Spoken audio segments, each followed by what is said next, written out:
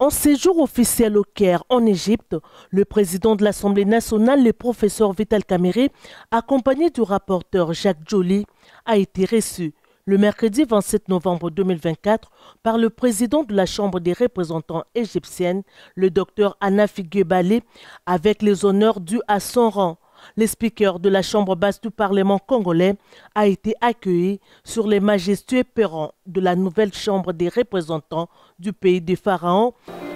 Cette mission s'inscrit dans la consolidation des relations historiques entre les deux pays et les deux parlements. Il est question de construire un partenariat stratégique entre l'Égypte et la République démocratique du Congo dans ces schémas de la renaissance du panafricanisme. Et aujourd'hui, cette coopération doit avoir d'autres horizons. Nous apprécions à sa juste valeur l'appui de l'Égypte à la souveraineté de la République démocratique du Congo, à l'intégrité de la démocratie du Congo et son soutien sans faille vis-à-vis de l'agression que nous subissons de la part du Rwanda.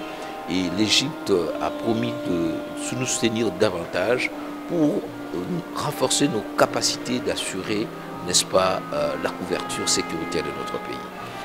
Alors voilà un peu les deux axes sur lesquels nous allons fonctionner. Un renforcement de la diplomatie générale, mais aussi renforcement de la diplomatie parlementaire. Par ailleurs, l'Égypte a marqué sa reconnaissance pour les soutiens lui accordés par la République démocratique du Congo pour la signature de l'accord cadre sur la coopération dans les bassins du fleuve Nil et sur la candidature égyptienne au poste de directeur de l'UNESCO.